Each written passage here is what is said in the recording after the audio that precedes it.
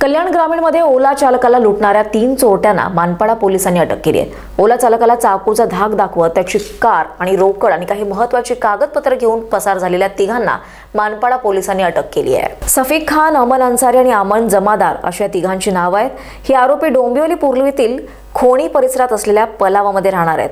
पोलिसांनी त्यांच्याकडून लुटण्यात आलेली वॅगन कार, रोकड आणि इतर वस्तू हस्तगत केल्यात।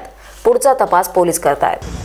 30 डिसेंबरला मानपाडा पोलीस स्टेशनला एक रॉबरीचा गुन्हा दाखल आहे। याच्यामध्ये ओला ड्रायव्हर सचिन साव याची ओला गाडी व त्याचा मोबाईल, रोख रक्कम 1500 रुपये आणि ATM कार्ड, ड्रायव्हिंग लायसन वगैरे असं ड्रायव्हरला त्या ठिकाणी उतरून धाक दाखवून सदरची गाडी आणि किमती ऐवज जवळजवळ 2,21,500 रुपयाचा आरोपींनी लुटून नेलेला होता आणि ती गाडी मुंब्र्याच्या भागात सोडलेली होती।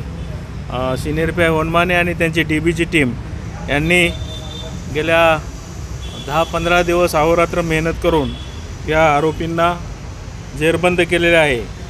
आरोपी शरीफ खान, दुसरा आरोपी अमन अन्सारी आणि तिसरा आरोपी अमन शौकत जमादार, हे 3 आरोपी यांना अटक केलेले आहे।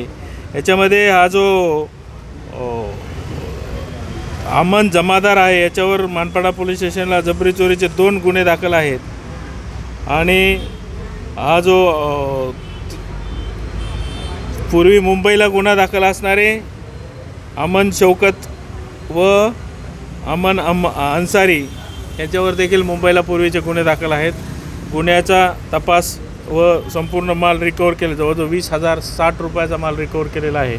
रिमांड घेऊन पुढील तपास PI श्री गुंड व त्यांची टीम करत आहे।